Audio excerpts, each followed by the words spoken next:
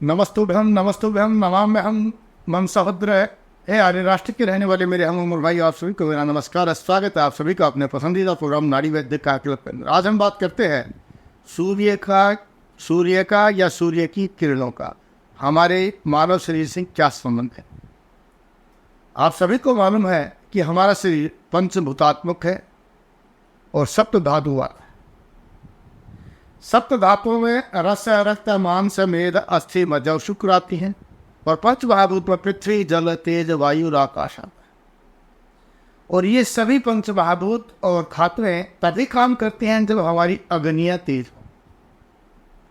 इनकी सबकी अग्नि है, पांचों महाभूतों की अग्नि है। वायु अग्नि का नाम वायु अग्नि, जल का नाम जल अग्नि, पृथ्वी का पृथ्वी अग्नि। इस तरह से इन सबकी अपनी अग्नियां, यानी हमारा शरीर 13 प्रकार की अग्नियों से प्रज्वलित रहता है। और इन 13 प्रकार की अग्नियों में जो 7 और 5, 7 तो धातु अग्नि हो गई, 5 जो है आपकी पंचमहाभूतात्मक अग्नि, एक जठर अग्नि है।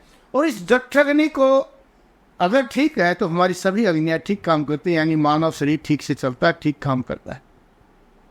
और इन्हीं के अनबैलेंस हो जाने से शरीर में वात, पित्त और कफ दूषित हो जाते हैं।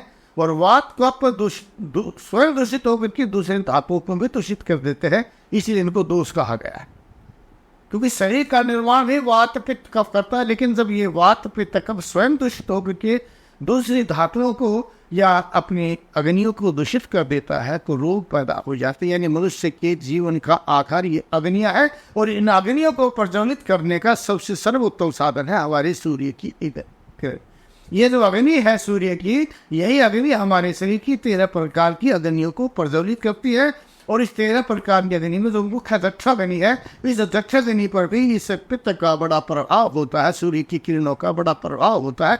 उसी से शरीर के अंदर एक विटामिन डी नाम की चीज़ बनती है, जो आपके शरीर के अंदर अस्थि धातु बना करके कैल्शियम का निर्माण करती है, जिसको आप बोन मैरो कहते हैं। यानी आपने सुना होगा ना, जब भी कोई अश्वत्थ रोग हो जाता है तो बोन मैरो से इलाज करने का प्रयत्न किया जाता है और हम सफल भी हो जाते हैं। यानी अंतिम इलाज बोन मैरो का समझाया जाता है। और उस अंतिम इलाज का जो सबसे मुख्य स्रोत है वो हमारा सूर्य है। और यह सूर्य जब हमारे अंदर वात और पित्त अधिक हो जाता है, वहाँ वात और कफ बन जाता है तो हम रोगी बन जाते हैं। वहाँ पित्त उसको समन करता, न कफ बनने देता न वायु बनने देता है। इसलिए सूर्य का बहुत बड़ा महत्व है। और सूर्य को उदित करने के लिए आयुर्वेद शास्त्र में कहा यज्ञो वही पुरुष, पुराणों में यज्ञ को ही सर्वश्रेष्ठ माना गया है।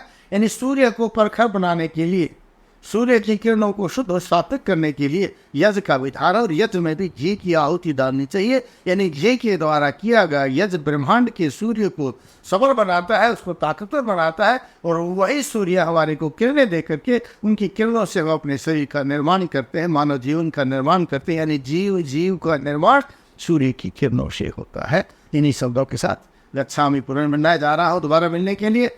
और अधिक कोई जानकारी चाहिए तो स्क्रीन के नीचे जो आप नंबर देख रहे हैं, किसी भी नंबर पर फोन कीजिए, अपॉइंटमेंट लीजिए, मैं आपसे बात करूँगा और आपका सवाल। जय भारत, जय भारती।